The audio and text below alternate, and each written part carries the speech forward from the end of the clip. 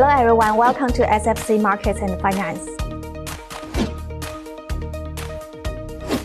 The China Development Forum 2024 concluded in Beijing. The year's agenda spans 8 key areas including carbon neutrality, artificial intelligence, healthcare, and digital transformation, demonstrating the extensive potential for China's future development. At the second day of the CDF, what are the highlights? SFC's 蒋一飞 has more. 大家好，我是南方财经21世纪经济报道记者蒋一飞。为期2天的中国发展高层论坛已经在今天正式结束。目前呢，不少国家和地区的外商代表和国际组织的相关负责人也对于中国未来的经济发展表示了持续的乐观信心，同时对于继续在中国投资，他们也是持以乐观心态。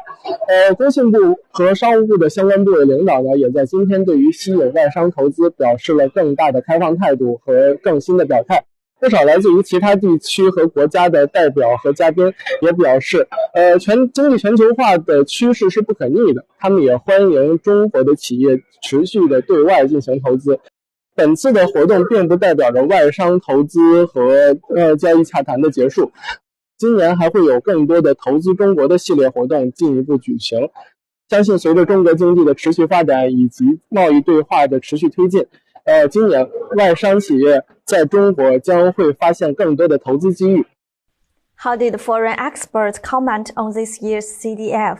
SFC's Zheng Qingting interviewed several of them. Well, China has great potential. The question is whether the potential and the policies that are devised to realize that potential match up. We're getting good opportunity during this forum to hear what the Chinese official positions are on addressing the outstanding problems. We have very clear statements of the problems and pretty suggestive indications of what the methods of dealing with them are. But, all of modern economies have very fundamental issues that are tough to resolve because people have different interest groups behind different problems and different outcomes, and it's going to take some time to go. Well, I think the bilateral relationship has descended to a pretty low level. It's stabilized recently, and I hope it can stay pretty stable. We're always subject to sudden events. Who knows what's going to happen in the world? Things can get in the way. But so far, the leadership on both sides of the U.S. and China have tried to reduce the chances for our difficult relationship to become dangerous or more dangerous. Oh, there's a broad range of people always talk about environment and pandemics, but there are things like world food supply, international debt, small countries' need for relief from the high debt burdens they have in modernizing their economies. We've got space, international weapons, nuclear power. There's a whole range of areas to cooperate in. We're not ready for that right now. We have to stabilize our relationship first and build step by step back to a more mutually constructive relationship. Well, I don't know how that's going to end. My feeling is that the election year is a tough year in which to try to pass legislation. And so the likelihood of TikTok legislation being passed is already not very high. And then if it is passed, there would be court battles, so it could be months and months of discussion. My own view is that we shouldn't be so afraid of this communications mechanism among young people.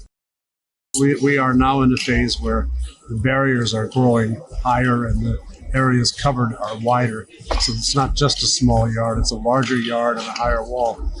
We did this in previous eras, like in the Middle Ages, when castles were built and information was not shared. But that didn't survive the Renaissance, when powerful ideas spread from scholar to scholar across borders. And we probably will find that trying to hold back technology and hold back technology of any sort is difficult. I think I'm very worried about balkanization or fragmentation. I think that's a trend that's not in our global interest or our national interest. However, I think we're going to probably go through more of it before we realize that we need to stop expanding those barriers to intellectual and technical cooperation. Well, I mean, China's quite an innovative country that's got a lot of STEM students and resources thrown behind it. But innovation requires a culture. The U.S. has been lucky that we've had a very innovative, open culture. It's given us a big advantage. Secretary Yellen has come in because I think she has a unique point of view, many years in government, but also many years as a professor at Berkeley, where she taught a lot of Chinese economists, PhDs. Yeah. And so she has not only broad macro knowledge from her previous jobs, but also micro knowledge of people and trust in people. And I think it's good to have her engage with our counterparts here in China. So, I mean, there's some big problems out there that the U.S. and China need to get to better solutions on, including the debt of impoverished, less developed countries. I think that view is mistaken. Consumer prices did go down a bit last year, but it was mostly because of the declining price of energy and food, particularly pork.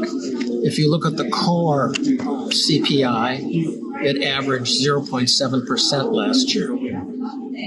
It is true the producer price index has been more negative. And the argument about the balance sheet recession is that if there's no demand and the prices are falling, they will pay down debt and that will reduce aggregate demand. But what we saw last year was investment in manufacturing, utilities, construction, utilities and services all went up. So, and their borrowing went up. The borrowing of corporates went up in absolute terms and as a share of GDP. And in the consumer sector, private consumption grew by 9%, whereas household income only grew at 6%. So I don't think either in the corporate sector or in the household sector is consistent with the idea of a balance sheet recession. Well, I think the IMF has done a very good job of, looking at China's growth potential. They have a baseline case, which is more or less continuing current policies. And then they have a reform approach, which means introducing more reforms. And in the reform scenario, the growth is higher. I think actually their estimate is a little bit conservative. I don't remember the exact numbers, but I think the potential growth in China with a strong reform agenda would be something on the order of 7% per year over the next 5 years. Well, it all depends on the outcome of the election. I think if Mr. Biden is reelected, it will not have a big effect. The political relation has been improving in recent months. I think the economic relationship is pretty much unchanged. If Mr. Trump is elected, I think things will get worse because he's talked about very high tariffs. He's much less internationally oriented. But we don't know who are the officials who will serve in his administration. And he's a little bit unpredictable. So I think there's a lot of uncertainty about what would happen if Trump were elected. I think that's a tendency we've been on over the last several years. Certain restrictions are introduced, and then they continually get expanded. And that's certainly been the trend over the last few years.